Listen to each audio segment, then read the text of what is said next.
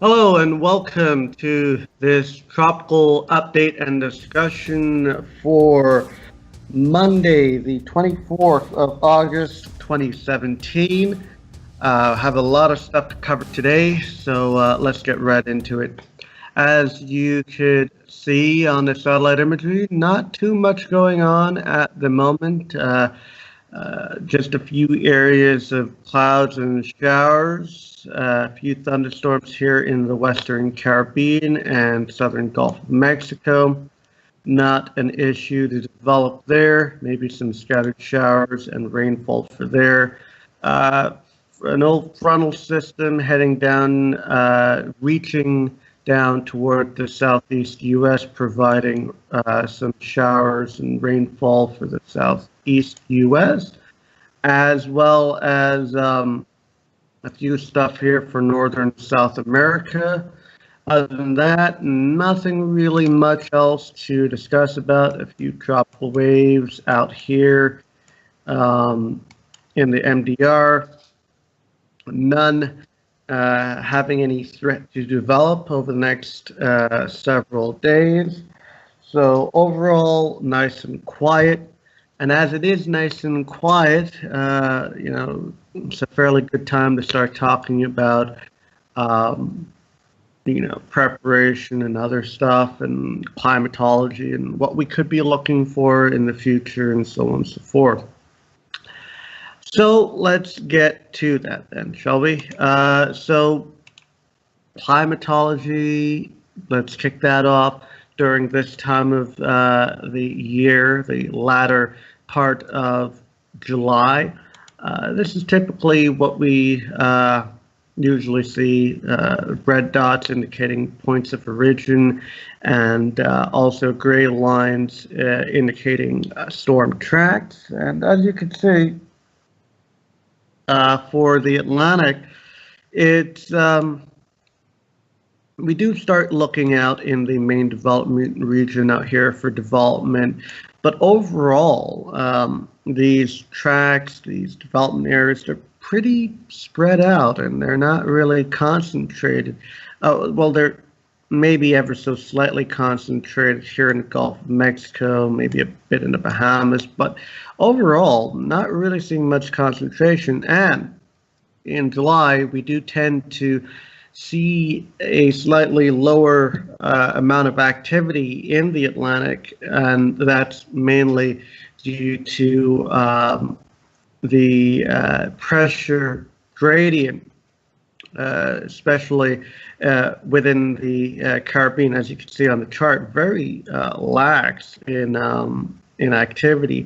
And again, that's really due to the pressure gradient. You got this big Atlantic high, the Azores Bermuda high, that really stretched out over a large area. And then, of course, you have the somewhat semi-permanent Colombian heat low down here. And when you have that wind flow coming across, the trade winds along this region tends to be screaming pretty high. And that's why activity tends to not really pick up. The other thing, too, is in the upper levels of the atmosphere, you get the upper level troughing, otherwise known as the TUTT, T-U-T-T, which large-scale atmospheric troughing usually is up within the region here. And the upper level wind flow, you tend to get some fairly strong upper level westerly winds coming across this region. But also during this time of year, this upper level trough tends to move up and out and weakens as it does so. And that seems to be the possible case at present. So as it is, next week we're going to be kicking off August. And so what do we normally see in August? Well, here we go. The first 10 days, and I'll also bring up the 20-day, the next 10 days after that. As you can see, activity in the Atlantic does start to pick up, especially in the MDR region, the Caribbean. It tends to pick up. as well as in the Gulf of Mexico. It tends to pick up quite a bit. And the tracks, you end up starting to get much more of these long-range, low-riding tracks that go in towards the Caribbean and Gulf of Mexico, and you get some of these systems developing in the Caribbean, moving into the Gulf of Mexico or towards the Bay of Campeche and towards Mexico. We do get a few of the occasional ones that come off the East Coast. Not so much finding these ones during the middle part of the season. Usually find them more and more in the early and late parts of the season, but not to say that it can't happen. But of course, the odd few that do end up missing the Caribbean and recurving out, they occur as well. And then, of course, going into the 20 days, going into August, we can see a lot more of these. Through the MDR, Caribbean, even up the East Coast, this area should really start to pay attention by that time. The activity is expected to increase. And this year, looking at forecasts, looking at stuff that's being out there by meteorologists, and especially talking about on the Twitter sphere, activity for August seems to be making itself primed. One of the things that are being looked at is the upward motion in the atmosphere, which is actually what's causing a sort of marathon of activity in the Eastern Pacific.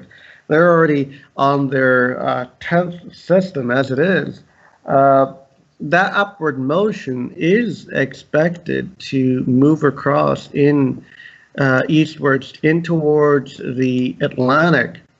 And that's why there's a lot of meteorologists out there, and they're pretty concerned about what August may bring.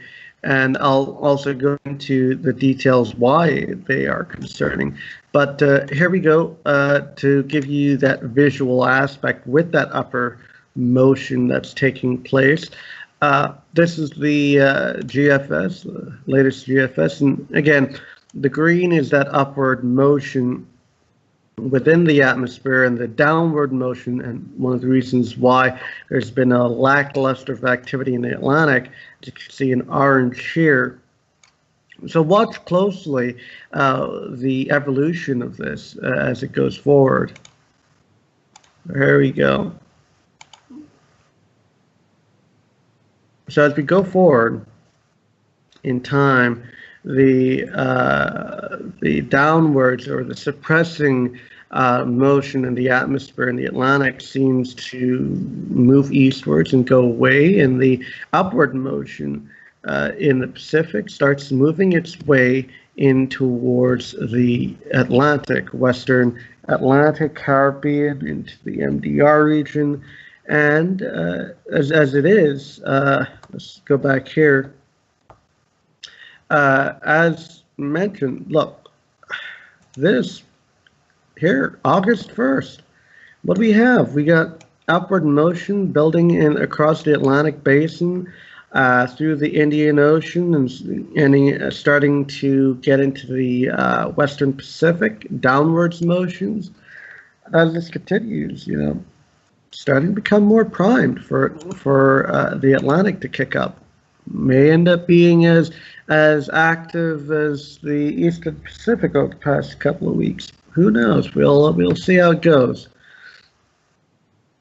And so, of course, this is through the GFS, and then going on. This is the Canadian model as well, showing somewhat similar situation. Just loading this up here.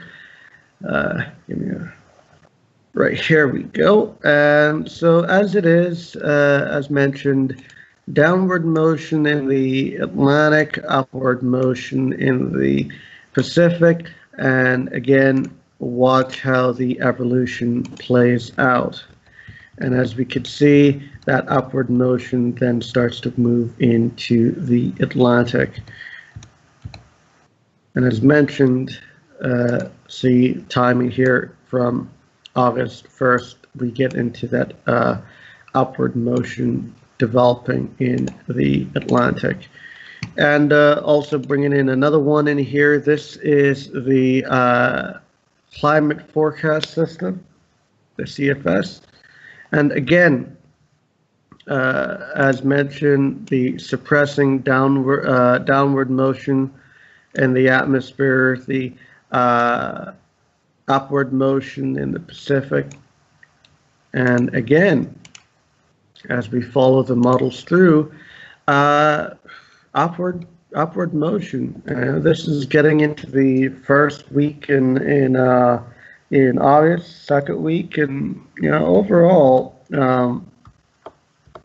upward motion is expected to occur.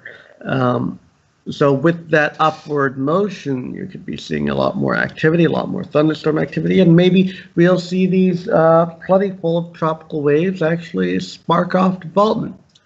The other thing to take note of is the ocean temperatures and the ocean anomalies that are out there. And here is the global analysis of the sea surface temperature anomalies, and this updated earlier today. As you can see, the 24th of July. And okay, there's a couple of things on here that stick out to me, and this is something that you all should be keeping an eye on as we go further on in the season. I will be keeping an eye on it and also updating you guys as things progress. Okay, so things to take note of. Anomalously warm MDR region extends all the way East Coast United States, Gulf of Mexico, Caribbean, all the way from the Cape Verde Islands and the coast of Africa. So area number one to pay attention to. The other area to pay attention to, and I've mentioned it and you may have heard other people mention it, the AMO, the Atlantic Multi-Decadal Oscillation. One of the things to really help determine whether we do have positive or negative is the kind of tripole signature that we look for. And we're starting to see this now, a bit more prevalent than we've had before. As it is warm MDR region, we're starting to see this cold pool in the subtropics. And then this area, now this is one of the reasons why the technicality of a positive AMO hasn't been officially designated yet. And it's because of this anomalously cool pool that's also extending up here. Now, the interesting thing is, and I do wish that I did bring this graphic up before, but earlier update, should I say, but the cold pool that's within that area here is actually warming up. And as you could see here, before, the cold pool had kind of extended out like so, but now we could start to see that the warm waters are starting to eat away at this. And even up to here, it's getting smaller. So, natural progression of thought, natural progression of things would be to say, okay, well, this is staying where it is. This is warming up. Okay, so let's say a couple weeks time, this will be all warm. This will be continuing its warm streak. And then you'll have this cold pool here. Oh, look at that. That is your classic positive AMO setup. So there's that. The other thing to take note of is the cold tongue or cold pool off the Gulf of Guinea. Right here, or the equatorial Atlantic. Some people do consider this the Atlantic Enzo or Atlantic Nino, whether it flips El Nino, La Nina, similar to the equatorial Pacific. At this point here, we get this cold tongue popping out here. Now, this is interesting because the cold tongue will help the African monsoon trough. Let me put that in a different color here. The African monsoon trough. This will help pull a lot of that energy into the wave, uh, force the atmospherics into sending all of that convective energy into the monsoon and also pushing this further and further north. Okay, so pushing it further north, what does that mean?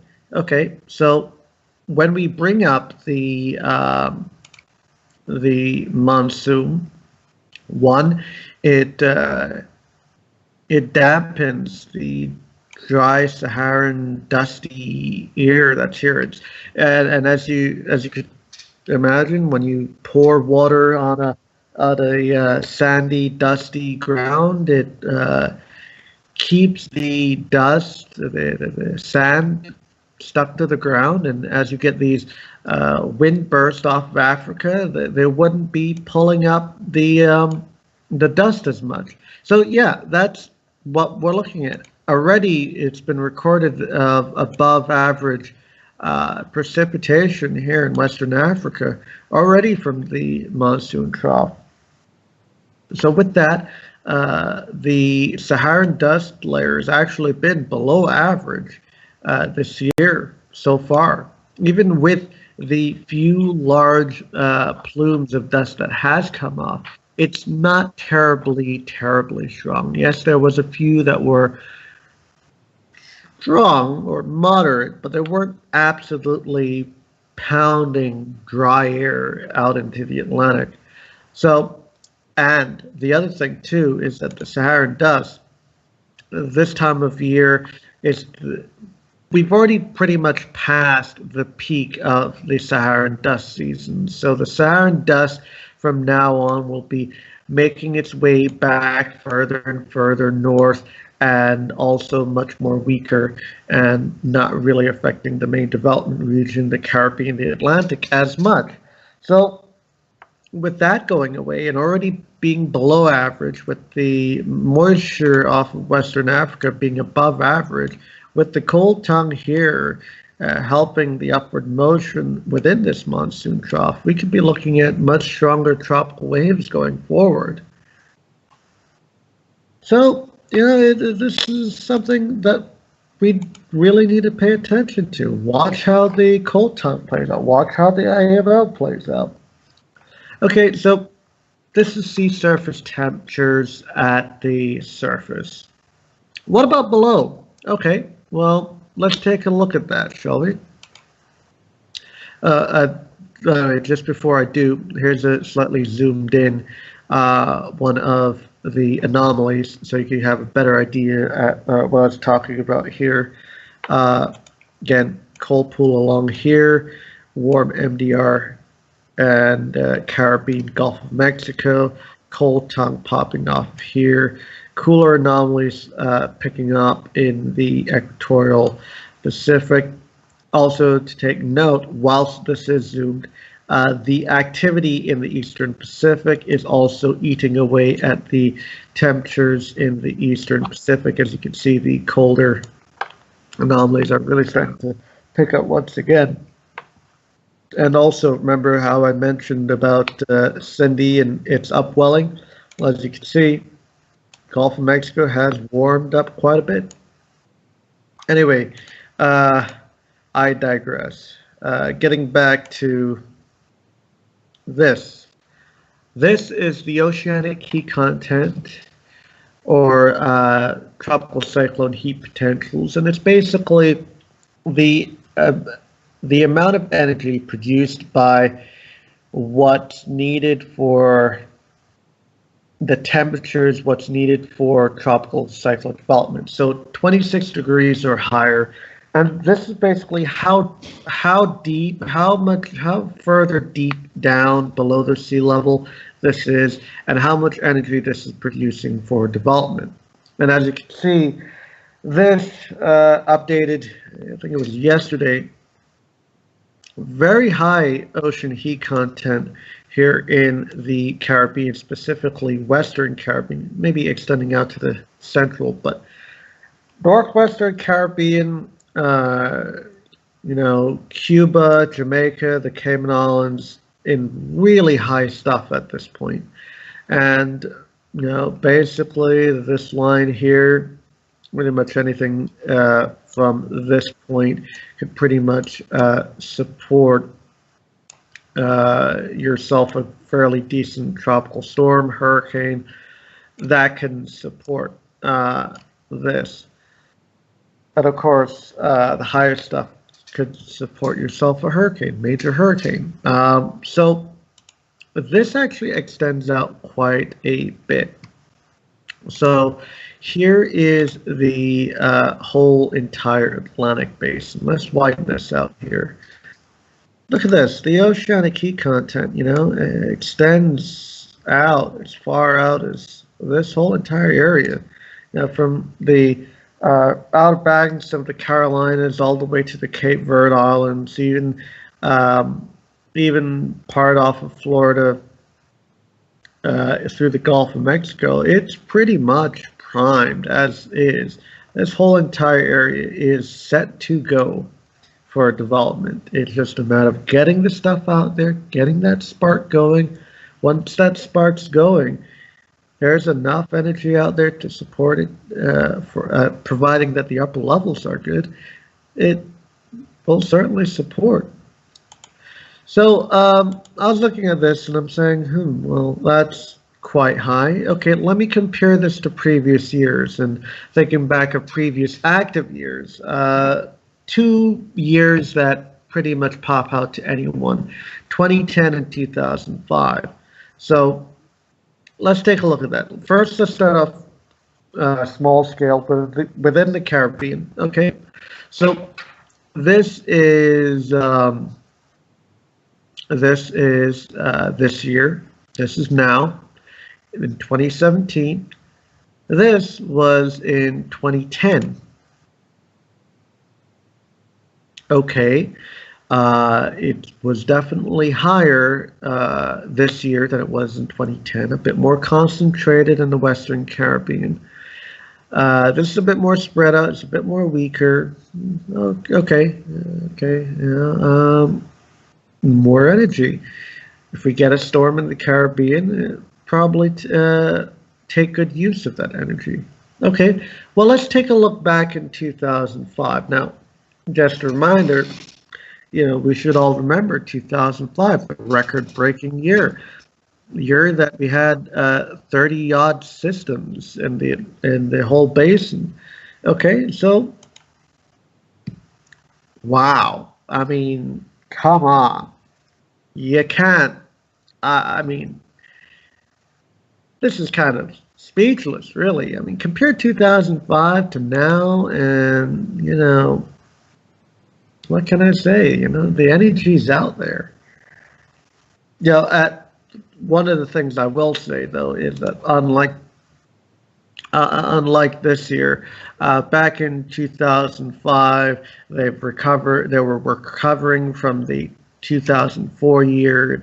And remember, with 2004 had some pretty strong hurricanes and very high impacting storms, especially to the Caribbean and Florida. I think we had Charlie that came through here, Ivan that came through here. There was also, I think, Janine and a few others that went up along here. Of course, by this time, July 23rd, 2005, we also had Hurricane Emily that came through. There was also Dennis that came through as well. So yeah, they've been through some storms already. Some of the energy had been taken out from there, but still there was a lot of energy there to support a very active season. And again, this year we have a whole pile of energy to support many potentially many more. Not saying that we will end up getting past 2005 numbers or past it, but hey, just showing the energy is there to support. So as mentioned, wait, before I do get to that, I want to widen this out here of all 3 years, 2005, 2010, and this year. And I want to show how it looked through the whole entire Atlantic basin. Okay, so 2005, here we go. This is where the activity, the heat content was for the basin. Okay, much more higher content available through this area here. Okay, and let's take a look at 2010. Very similar. Let's look at this year. Very similar. Okay, so we'll see how things play out with that going forward. As mentioned before, the Saharan dust, this is how it looks now. Now, earlier this month, we were getting a few bit more stronger plumes that had actually extended all the way across into the Caribbean, where it wasn't as clear as this. We had these oranges that extended across here, but either way, again, we're not seeing a vast, large area here with a lot of these pinks and higher pinks and near whites. We only see a small area up here with, as such. Most of this is within the bottom end of the scale here of lesser amounts of the Saharan dust. And again, as we get this African monsoon moving much more further north, the activity will increase with rainfall, dampening the dusty landmass here. And as these waves continue to come across, they'll be helping to wipe out the dust within the area here, and will allow for the next wave a better chance to develop. And this will keep on continuing throughout the year, and more and more waves come through, the more and more the chances for those waves to develop. So we'll watch how that goes on going forward. The other thing to take note of with the rest of the hurricane season, what we could see, as mentioned, was the ENSO, El Nino Southern Oscillation. One part of this is the Southern Oscillation bit. So we go to looking at where the SOI is at the moment. This is the 30-day moving SOI. At present, the SOI is about 6.1 right here. And this has been increasing. It had dropped a little bit, or quite a bit over the past couple of months. You know, getting into territory of El Nino. Technically, El Nino territory is from -7 and down, and going negative, and obviously La Nina would be the opposite, 7 and up. And just to point out, this was last year's La Nina. This was 2015's very big El Nino. And this was the neutral conditions that we've had this year so far. And so earlier this month, earlier July, we were down into the negatives. We're down towards the El Nino value, but now we've shot back up into the towards the La Nina territory, and it'll keep on going up. And we'll be seeing bounces back and forth. But what we need to start seeing, though, is the more sustained um, above 7 mark, as we've seen here, or a sustained -7 mark, which, as we've seen down here, it's kind of been bouncing back and forth, suggesting, well, neutral. But there are indications that we could be getting back into a La Nina. And as I've mentioned in updates previous, as well as other updates that I had out on other videos early this year, and I've mentioned it on chats all over, I'm thinking that we're going to end with a La Nina. And now the models are shifting more and more towards suggesting as such. The subsurface temperature anomalies are now cooling off. The surface anomalies are cooling off, and everything is suggesting as such. One such forecast is used by the CPC, and that is the CFS. And this is the model, the CFS, the Nino 3.4 region, and that area is the area where you really look at determining whether you have a La Nina or an El Nino. So here's the forecast. Here is the 0.5, the plus 0.5 line, and this here is the -0.5. So anything in between that is neutral. Anything above this is El Nino. Anything below that is La Nina. And after a fairly warm, neutral pattern for the start of this year, borderlining on El Nino, looks like we're going to be taking that shift back to cold again. And as you can see in the forecast, between now and through August, there's expected to be a fair shift down towards colder, probably ending up possibly within that cold region as early as later in August, in September. And then the forecast is also starting to show La Nina develop for the end part of the year, going into 2018. So this is just one model, but there are other models that are hinting such, and the overall model from all of them around the world, they're starting to get colder and colder and colder with each update, and I expect that to continue.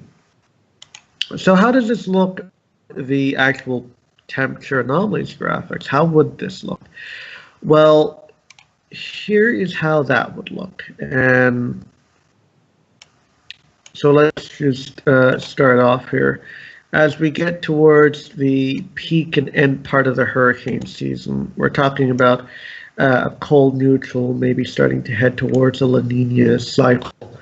And then as we get towards the end part of the season into the end of the year, holiday season for the Northern Hemisphere, Christmas time, winter season, we start to see that more pronounced cold pattern pick up, that La Nina pattern pick up.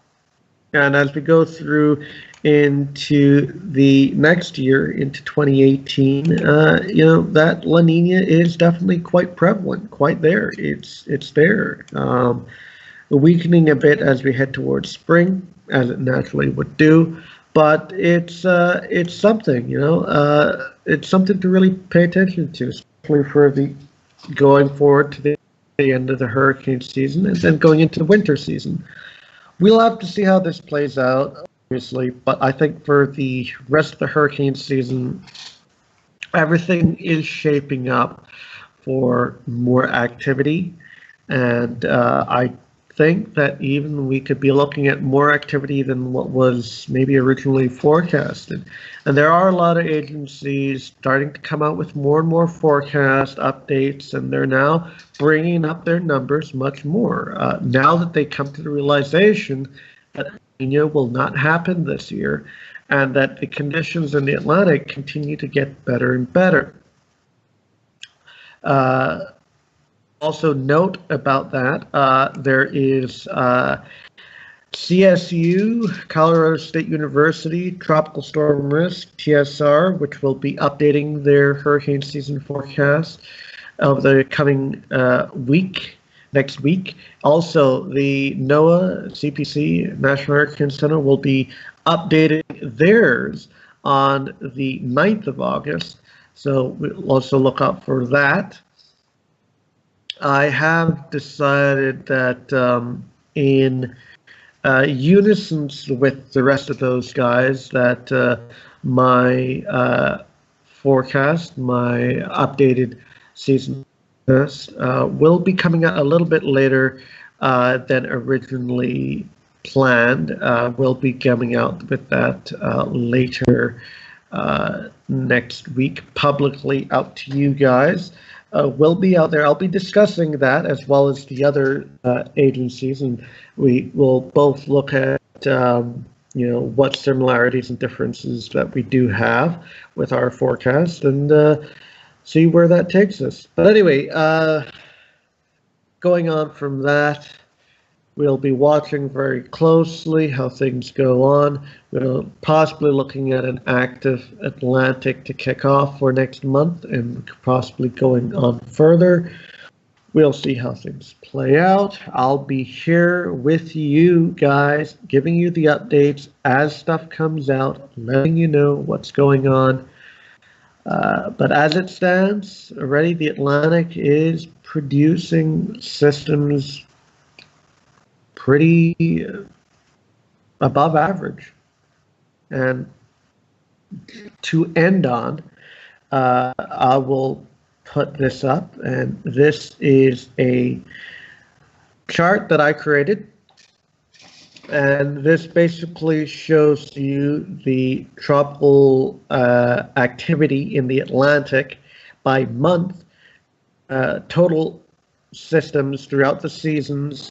This is going back from the start of the active era, so from 1995 through until 2017. The thick line designates this year, and the others are previous years. And the thing to take note of is that compared to most of the seasons, we're actually pretty high up there. We're in the small group of years that have above average, and especially the fact that a good portion of the systems that have developed already had developed out in the MDR region, the main development region. It's concerning about what we could be seeing for the rest of the season. But anyway, as mentioned, July, this time of year, it's usually pretty, don't really see that much activity until we start getting to August. As you can see here, August time is when activity really starts to pick up. But we'll see how things go. And again, I'll be updating you as things go forward. And yeah, so that is pretty much it for me in this quite lengthy discussion. I know that I've been kind of ranting on with this for a little while, but a lot of stuff to cover. And I'll continue to cover these as time goes forward. And stick with me. I'll give you any updates for any new things that pop up. So, see you next time.